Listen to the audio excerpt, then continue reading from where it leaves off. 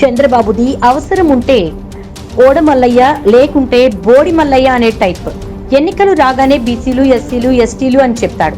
ఎన్నికలు కాగానే పదవులు, పోస్టింగ్లు అన్నీ తమ కులపు వాళ్ళకి లేదా తమకు ఆర్థికంగా అండదండలు ఇచ్చిన వాళ్ళకి మాత్రమే ఇచ్చుకుంటాడు. ఇది ఒక్కసారి కాదు, చంద్రబాబు పదే పదే చెప్పేది అదే, చేసేది కూడా అదే. ఒకసారి బీసీలకు ఎవరు ఎంత మద్దతుగా నిలిచారో చూద్దాం. బీసీలు జడ్జిలుగా పనికిరారని కేంద్రానికి లేఖ రాసిన నాటి సీఎం చంద్రబాబు. నాయి బ్రాహ్మణులకు తోకలు కత్తిరిస్తా, మత్స్యకారులకు తోలు తీస్తానని కసురుకున్నది కూడా బాబే. ఇక సీఎం వైఎస్ జగన్ అయితే స్థానిక సంస్థల పదవుల్లో బీసీలకు 34% పదవులు కేటాయిస్తూ 2019 డిసెంబర్ 28న జీవో జారీ చేసి వారికి పదవుల్లో చట్టబద్ధమైన వాటా ఇచ్చారు. దీన్ని వ్యతిరేకిస్తూ బాబు ఆదేశాల మేరకు సుప్రీంకోర్టుకు వెళ్లిన టీడీపీ నేత వీరు ప్రతాప్ రెడ్డి.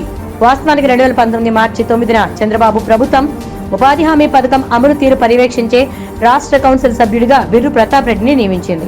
ఈ కేసు దెబ్బతో జగన్ సర్కార్ ఇచ్చిన జీవోను నిలుపుదల చేసిన సుప్రీంకోర్టు దీంతో మొత్తం రిజర్వేషన్లు 50%కే పరిమితం చేసింది. బీసీలంటే బ్యాక్వర్డ్ క్లాస్ కాదు, బీసీలంటే దేశానికి బ్యాక్ బోన్ అని ప్రకటించారు సీఎం జగన్. డీబీటీ ద్వారా 1.15 లక్షల కోట్లు బీసీల బ్యాంకు ఖాతాల్లో జమ చేశారు. నగదేతర బదిలీ ద్వారా 50,321.88 కోట్ల మేర లబ్ధి చేకూర్చారు. డీబీటీ, నాన్ డీబీటీ ద్వారా 1.65 లక్షల కోట్ల మేర బీసీలకు ప్రయోజనము చేకూర్చారు. జగన్ ప్రభుత్వంలో బీసీ మంత్రులు 11 మంది, బాబు హయాంలో 8. జగన్ ప్రభుత్వంలో రాజ్యసభ సీట్లు 4, బాబు హయాంలో గత 5 ఏళ్లలో 0. జగన్ ప్రభుత్వంలో స్పీకర్ తమ్మినేని సీతారాం బీసీ, బాబు హయాంలో కోడెల చౌదరి.